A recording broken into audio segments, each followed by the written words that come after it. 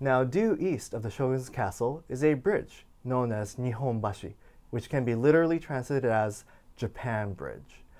This was a major bridge during the Tokugawa period, and it's still at the heart of downtown Tokyo. It was a bridge that was created in 1603, originally as a wooden bridge, and remained so until the 20th century, when it was turned into a Renaissance-style stone bridge. Starting in the Tokugawa period, Nihonbashi was known as the kilometer zero point of Japan. That is, it was the origin point from which all the major highways from the Tokugawa period were counted. It was a literal physical center of Japan. It was also, not coincidentally, the economic heart of the city of Edo, lying as it did in the heart of the commoner Shitamachi district. I encourage you to look through the different images of this bridge as it goes through time, because I think it will give you a vivid sense of how the city of Tokyo changes even as the bridge remained in place. Now, in 1872, the powers that be at that time created the last wooden version of Nihonbashi.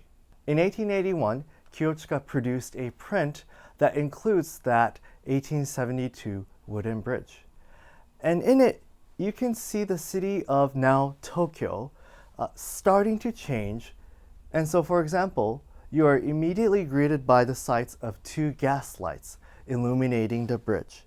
In another photograph, you see the same 1872 version of the bridge, but you start to see further modernizing innovations. For example, you can see the rails of the streetcars that were introduced in the city of Tokyo in 1903.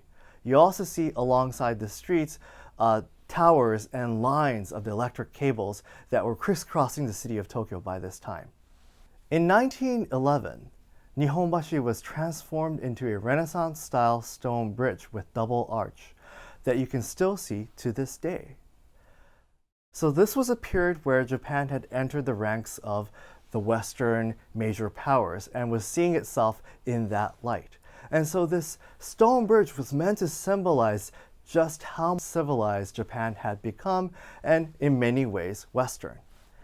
Now, in 1963, the beautiful stone bridge was covered over by a new highway system that was being created in preparation for the 1964 Tokyo Olympics.